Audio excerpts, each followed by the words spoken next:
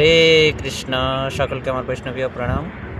আগত বসন্ত পঞ্চমীর সকলকে জানাই কৃষ্ণ ভাবনাময় আন্তরিক অভিনন্দন।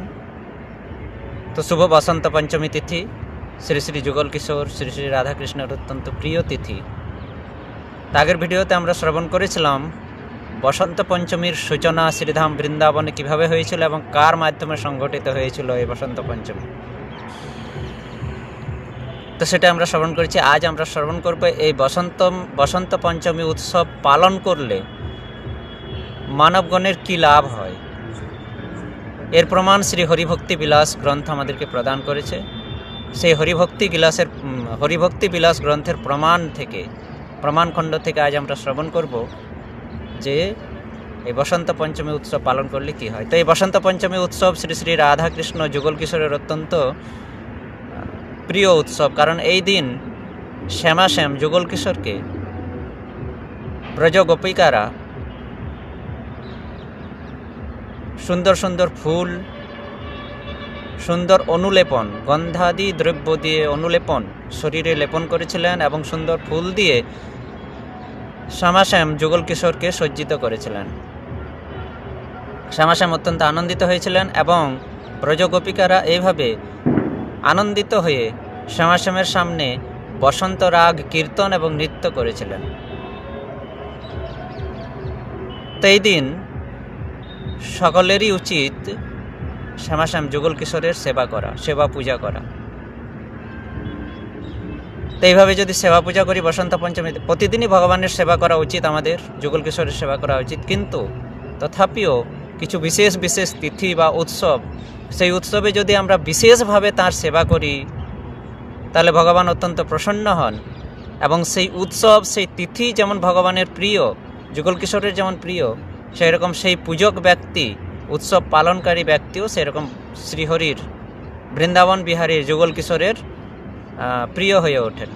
তাই শ্রী হরিভক্তি বিলাস গ্রন্থে এই প্রমাণ প্রদান করেছেন। সেখান থেকে আমরা শ্রবণ করব ভগবানের শ্রী শ্রী যুগল কিশোরের, রাধাকৃষ্ণের অত্যন্ত প্রিয় তিথি এই বসন্ত পঞ্চমী।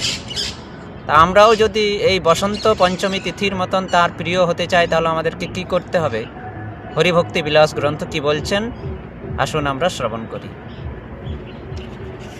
মাঘস্য শুক্ল পঞ্চম্যাম মহাপূজাম সমাচরেত, নবৈ প্রবালৈ কুসুমৈ অনুলপ্যৈ বিশেষতঃ, নিরাজনোৎসবম কৃত্বা ভক্তা সম্মান্য বৈষ্ণবান, বসন্তরাগম জনয়ন গীত নৃত্যাদি কারয়েত। অর্থাৎ মাঘ মাসের শুক্লা পঞ্চমীতে নবপত্র, প্রবাল, পুষ্প ও অনুলেপন দ্বারা শ্রীহরির মহাপূজা সাধন করা উচিত। বিশেষত ভক্তি সহকারে নিরাজন উৎসবের সহিত বৈষ্ণবগণের সম্মান করত বসন্ত রাগ, কৃষ্ণলীলা আলাপন ও নৃত্য গীতাদি করাইতে হইবে। এই দিন যদি এই মাঘ মাস বসন্ত পঞ্চমী তিথি, অর্থাৎ মাঘ মাস শুক্ল পঞ্চমী তিথিকে বসন্ত পঞ্চমী বলা হয়, এই দিন যদি শ্রী শ্রী রাধা কৃষ্ণকে, শ্রী শ্রী যুগল কিশোরকে নূতন পাতা, বসন্ত পঞ্চমী, বসন্তকাল যেহেতু শুরু হচ্ছে সেই জন্য প্রত্যেকটি গাছে নব পাতা, নূতন পাতা আসে, নূতন নূতন ফুল আসে বিভিন্ন রকমের। তো এই নূতন পাতা দিয়ে, বিভিন্ন রকমের রং বেরঙের ফুল দিয়ে যদি ভগবান শ্রীকৃষ্ণের সেবা করা হয়, আরও বলা হয়েছে প্রবাল অর্থাৎ মণিমাণিক্য দিয়ে, প্রবাল দিয়ে, নূতন পাতা দিয়ে, পুষ্প দিয়ে এবং অনুলেপন যেমন আবির এবং সুগন্ধিত বস্তু ভগবান শ্রীকৃষ্ণের শ্রীঅঙ্গে, যুগল কিশোরের শ্রীঅঙ্গে লেপন, এটাকে বলা হয় অনুলেপন।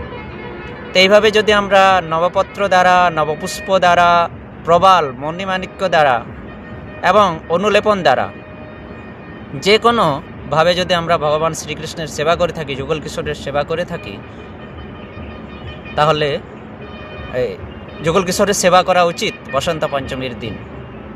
এবং আর কি করা উচিত না, ভক্ত সঙ্গ করে বৈষ্ণবদের সঙ্গে কৃষ্ণ কথা আলাপন, বসন্ত রাগ কীর্তন, নৃত্য গীত ইত্যাদি করা উচিত।